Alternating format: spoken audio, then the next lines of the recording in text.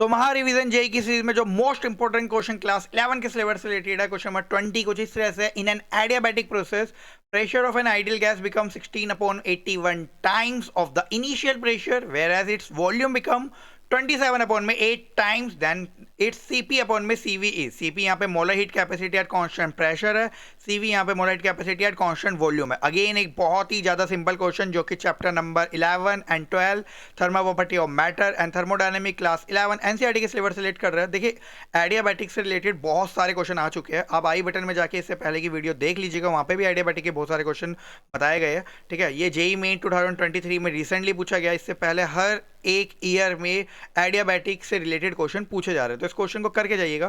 ठीक है, यहाँ पे क्वेश्चन कुछ इस तरह से क्वेश्चन कह रहा है कि जो प्रेशर है, फाइनल प्रेशर, वो 16/81 टाइम्स है इनिशियल प्रेशर का। ठीक है, become 16/81 time of the initial pressure, where its volume become 27/8 time, यानी कि वी डैश जो आपका फाइनल वॉल्यूम है वो है आपका 27/8 इनिशियल वॉल्यूम।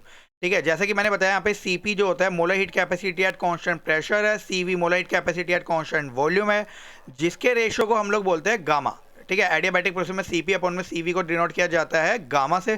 ठीक है, अब आपको एडियाबैटिक प्रोसेस को, इस क्वेश्चन को सोल्व करने के लिए, यानी कि गामा की वैल्यू कैलकुलेट करने के लिए आपको एक ऐसा फॉर्मूला चाहिए जहां पर प्रेशर और वॉल्यूम आता हो।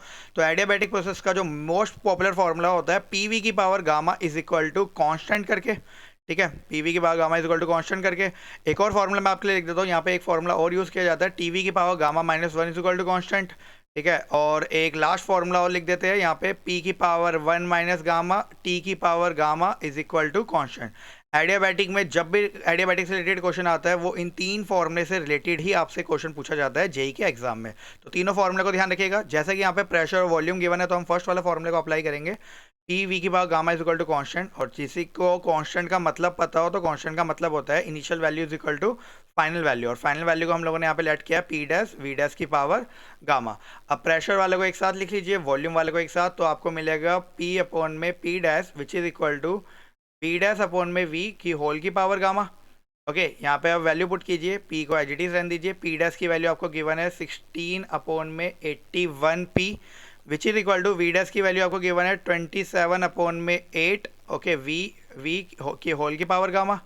ओके, यहाँ पे पी से पी कट गया तो हो जाएगा आपका 81/16 which is equal to V से वी कैंसिल, 27/8 की होल की पावर गामा। अब बस आपको इसको सोल्व करना है। ठीक है, एक छोटी सी ट्रिक लगा के 81 को लिख सकते हैं हम 3 की होल की पावर 4, एंड 16 को भी लिख सकते हैं 2 की पावर 4, तो इसको होल की पावर लिख लीजिए 4।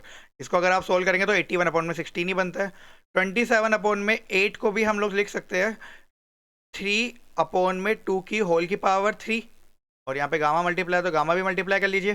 ठीक है, देन 3/2 आप इसे कंपेयर करेंगे तो आपको मिलेगा 4 इज इक्वल टू 3 गामा, और गामा की वैल्यू जो आपको मिलेगी वो होगी आपकी 4/3 करके। तो इस क्वेश्चन का जो राइट आंसर होगा वो ऑप्शन नंबर बी हो जाएगा, 4/3।